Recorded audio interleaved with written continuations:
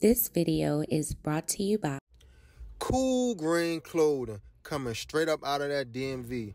You know what it is. This that Baltimore designer right here. Come on now. Come and show some love and show some support. Go online right now. coolgreenclothing.com and make your purchase. Oh yeah, by the way, if you ain't cool and getting the green, you're in the way. And that's just basic. It's your girl, Mrs. Tony 2 times, and I'm back with another episode of the Baltimore Way. In this video, I'll be telling the tragic story of how Seron O'Neal lost his life, allegedly because of his mother's boyfriend, Alan Geslicki. Before we get into this video, please hit the like button and make sure you subscribe if you haven't already. Also, hit that notification bell so you don't miss out on any future uploads. Feel free to share this video. And if you'd like to see more episodes of the Baltimore Way series, please click the link to the playlist in the description box after this video to get caught up and check out older episodes. All right, let's get right into it. This is an incredibly sad story that I wish had a different ending. I asked myself, why does this kind of evil exist? Imagine a world where there was no evil. Living in this world with constant spiritual warfare can really take a toll on you. To take away such innocence from this world for whatever unimaginable reason is hard to comprehend.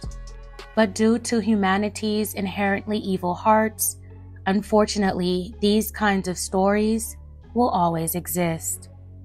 Seron O'Neal was a bright kid, known in his neighborhood to be well-mannered, kind, full of love, and helpful.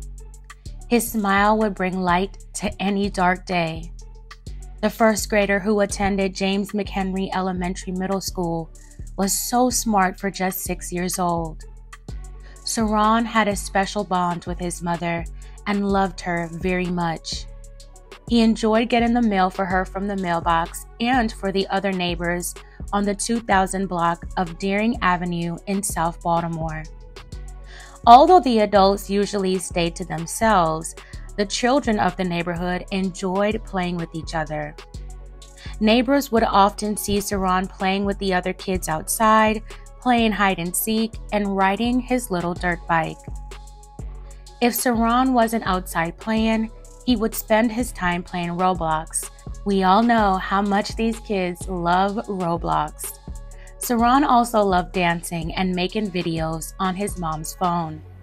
He was a big ball of energy and loved having fun. Seron's mother was dating 32-year-old Alan Geslicki. It appeared that the couple may have been living together. As much as neighbors on the block adored Seron, the same sentiments did not go for Alan. Everyone in the neighborhood really knew each other, but no one knew Alan. Neighbors described him as an unknown guy, weird and creepy. Neighbors told reporters that Alan had displayed open disdain and aggression towards Seron in the past. One neighbor described a situation where when it was snowing, Alan used to throw snow at Seron, but how he threw it was like he didn't like him. They even described him as being evil to Seron. The neighbor recalled another situation where Alan supposedly shut his hands in the door. On the night of January 23, 2024, it seems like Alan's alleged disdain and aggression towards Seron may have escalated into something more sinister.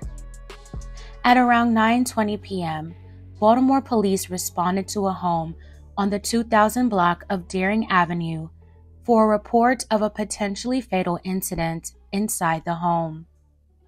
Once officers arrived, they found little Seron near a set of stairs on the second floor, suffering from multiple cut wounds to his back, and his mother trying desperately to save his life. He was in critical condition.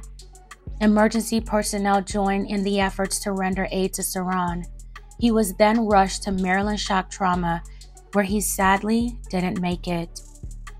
A preliminary investigation identified Seron's mother's boyfriend, Alan, as the person who hurt Seron.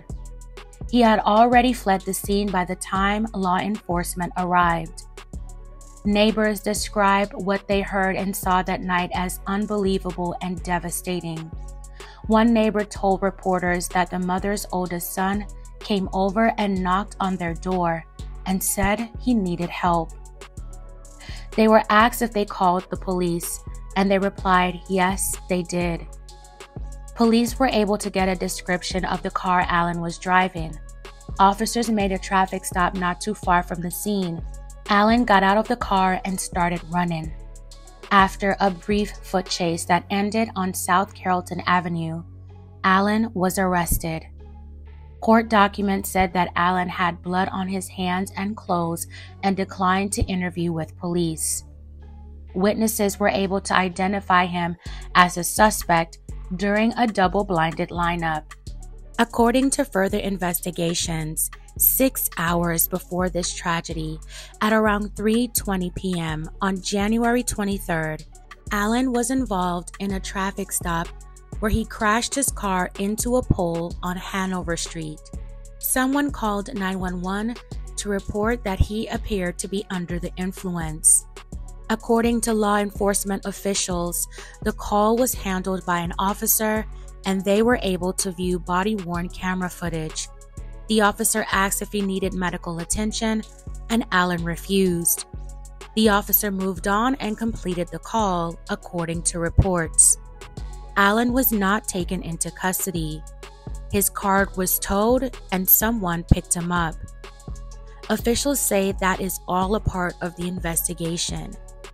Alan is being held at Central Booking and charged with first and second degree hit and other charges. He was scheduled to have a bail hearing, but it was postponed due to him not feeling well. The following day, on January 26, 2024, he was ordered to be held without bail. The state deemed him a flight risk, saying he has ties to the East Coast from top to bottom. Alan is originally from New Jersey, but has lived in Maryland for several years, including with his girlfriend. He has had numerous run-ins with the law, including in Jersey and Florida. His defense requested a medical examination stating that Alan struggled with substance issues and was possibly going through withdrawals. Alan also received treatment in the past and had been in recovery. At the time of his arrest, he was employed at the Maryland Transit Administration, working on trains, and was studying to get his CDLs to become a truck driver. Alan Geslicki is innocent until proven guilty.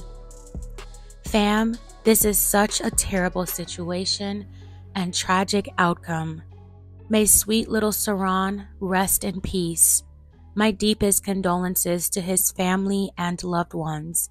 Seron's mother has set up a GoFundMe to help with his medical bills and his homegoing costs. My well wishes are with her. I will leave the link to the GoFundMe in the description of this video if you would like to contribute. The man that is accused of doing this to Seron clearly had mental and emotional issues that are very disturbing. Seron's innocent light seemed to irritate the darkness within him. I figured substance issues were at play, but I don't think it's an excuse for what happened if that is the case. If neighbors saw a glimpse of what he was capable of, I can only imagine what he was like behind closed doors. According to what neighbors told reporters just a few days before the incident, he was seen shoveling snow with Seron. So it's like he was off and on with his behavior towards him. I really hate this for this family. A child should not have to be laid to rest under these circumstances. So undeserving. It's hard to feel like this could not have been prevented. I'm sure there were so many red flags. No motive has been released, but regardless of the reason, this should just have never happened.